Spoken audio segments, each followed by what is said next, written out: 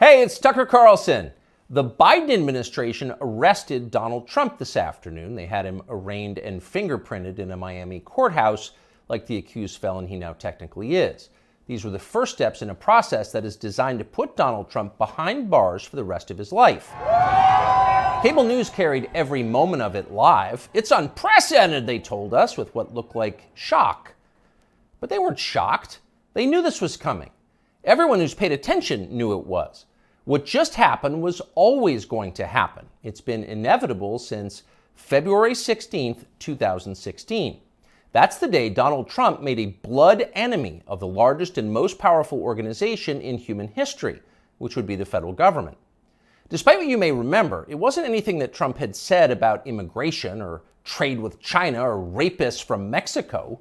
Those are the stories that dominated the headlines that year. Trump's a racist, they screamed. Stop him. But inside Washington, that was just noise. None of it really rated. Identity politics doesn't mean much to permanent Washington. What matters, then and now, is foreign policy.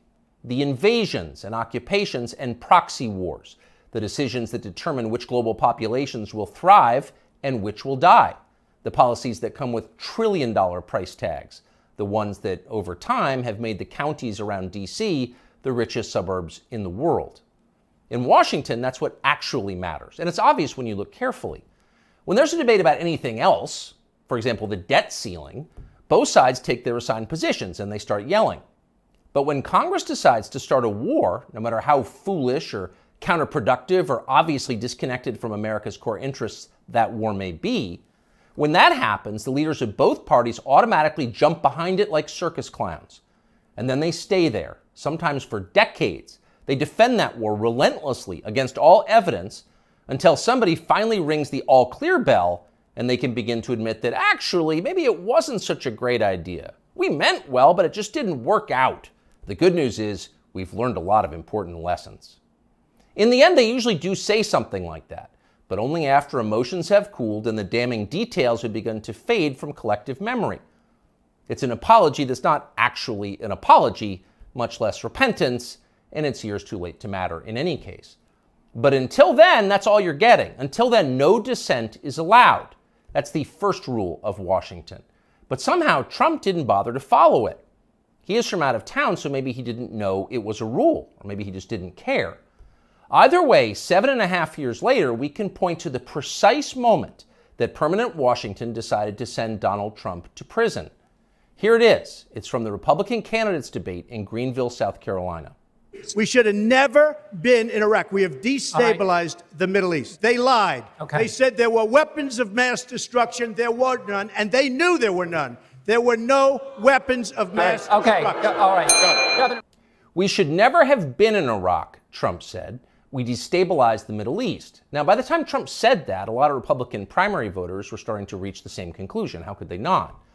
But it was the next line that doomed Trump to today's arrest. They lied, he said. There were no weapons of mass destruction, and they knew there were none. Now, when he said that, a few in the crowd booed. Most just sat there in silence, stunned. Can he say that? Well, he said it anyway.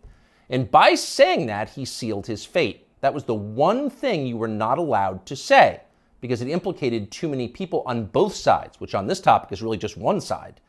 Hillary Clinton was guilty of it, but so was Paul Ryan. All of them were guilty. They all knew, they all lied. And to a person, they hated Donald Trump for exposing them. After that, it was pretty clear that even if he did get elected president, Trump was going to have a very hard time controlling the federal government he was supposed to be in charge of. Most of permanent Washington decided that thwarting Trump was the single most important mission in their lives. Everything depended on it. Many of them said so publicly. But others didn't say so publicly. In fact, the stealthier ones took another path. They ran toward Trump, not away from him. They sucked up to him. They ingratiated themselves with the man they intuitively understood was susceptible to flattery, which Trump is. And they did this in order to subvert his new administration from the inside. There were a number of these, and you could spot them immediately. They were flatterers. Invariably, the ones who flattered Trump the most hated him the most and disagreed the most strongly with his views. You saw them in the hallways of the White House and at press conferences. They were there slobbering over their boss with elaborate self-abasement, as if they were addressing a monarch or a god. It was a scene from the Ottoman court. It was filthy and decadent, and it was false. Mike Pence, Nikki Haley, Mike Pompeo, Lindsey Graham in the Congress. They all called Trump a visionary genius up until the moment he lost power. And then they unsheathed their real agenda, as always the neocon war agenda, and they piled on with maximum force. Here's Mike Pompeo, for example, on Fox News this morning. President Trump had classified documents where he shouldn't have had them, and then when given the opportunity to return them, he chose not to do that for whatever reason. When somebody identifies that, you got to turn them in. And so that's inconsistent with protecting America's soldiers, sailors, airmen, and Marines. And if the allegations are true, some of these were pretty serious, important documents. And so that's wrong. May future historians hoping to unlock the mysteries of late Empire Washington study that clip, because it will reveal everything. That very same Mike Pompeo, the one who's sneering at Donald Trump on TV this morning, that guy served Donald Trump as both CIA director and as Secretary of State. Those are the two most powerful jobs in the federal government. And as he worked in those jobs, Pompeo promised, in fact, he swore, to support the president's agenda. Why? Because that's the way a democracy works. You vote for a candidate in the belief that his appointees will carry out the policies that you voted for. It's not about the president, it's about you, the voter. But Pompeo didn't do that. He didn't even try to do that.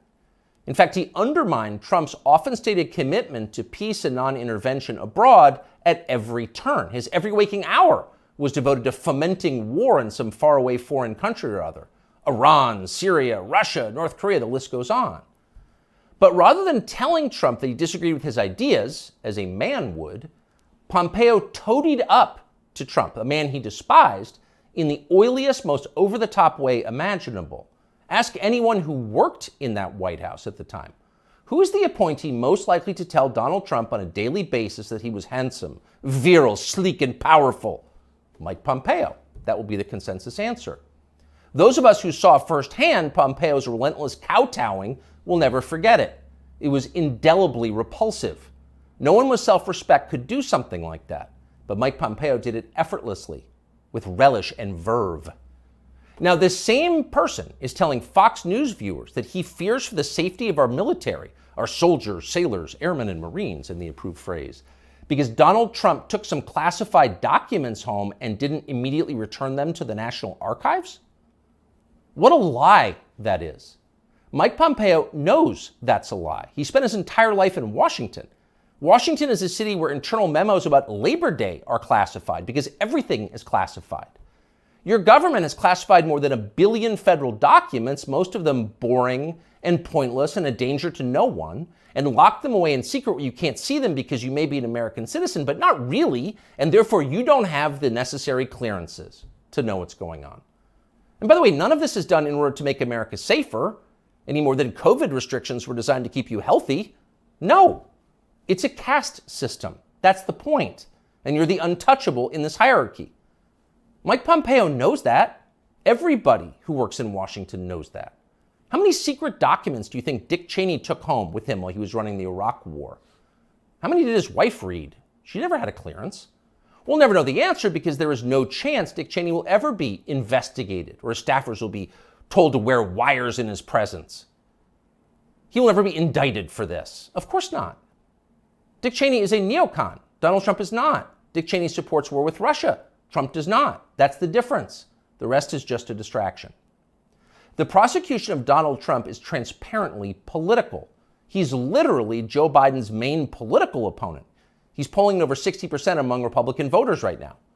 So Joe Biden is doing what no president has ever dared to do. He's using law enforcement to lock up his chief rival. That's happening right now.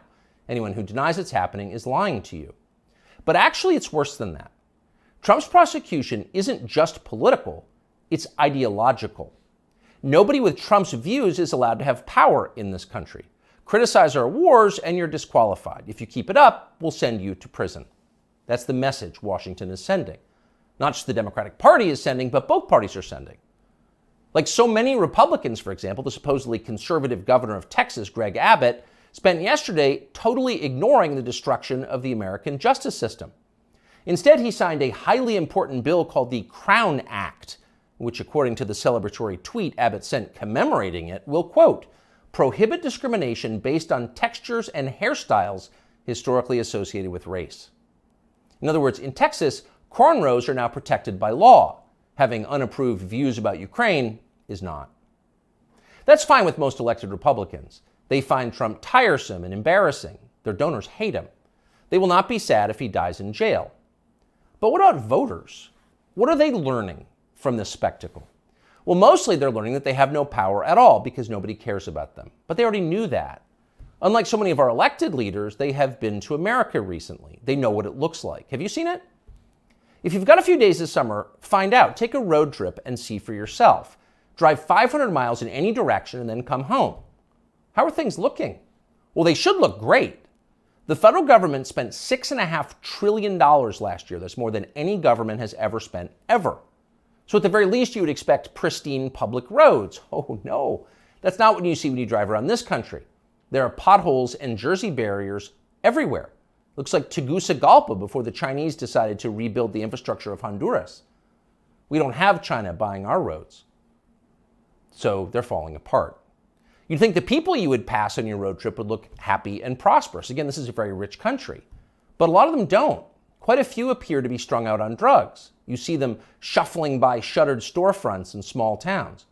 And you wonder, as you see all of this, where did all the money go? It's certainly not here. Well, it's in Washington. It's in Fairfax and Loudoun counties, and in leafy, perfectly manicured Northwest D.C. And of course, a huge chunk of it went to Ukraine, to Zelensky and his friends. Not because you voted for that. You didn't vote to give it to them. You never would. But because Joe Biden and his many allies, from Chuck Schumer to Mitch McConnell to Paul Ryan, and every single news anchor on all of television, all of them believe that Ukraine, its borders, its future, its infrastructure are all more important than the town that you live in. They sincerely think that, and it's obvious. Everyone in power thinks that, except for Donald Trump. Whatever else you say about him, Trump is the one guy with an actual shot at becoming president who dissents from Washington's long-standing pointless war agenda. And for that one fact, they're trying to take Trump out before you can vote for him. And that should upset you more than anything that's happened in American politics in your lifetime.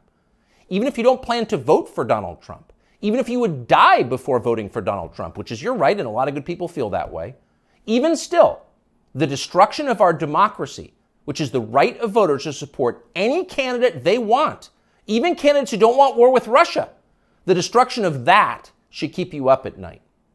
Yes, Donald Trump is a flawed man, but his sins are minor compared to those of his persecutors. In this life, we don't get to choose our martyrs. We can only choose our principles, and America's are at stake. You often hear people say the news is full of lies. In Kennedy's motorcade, 239 people. The death of Jeffrey Epstein.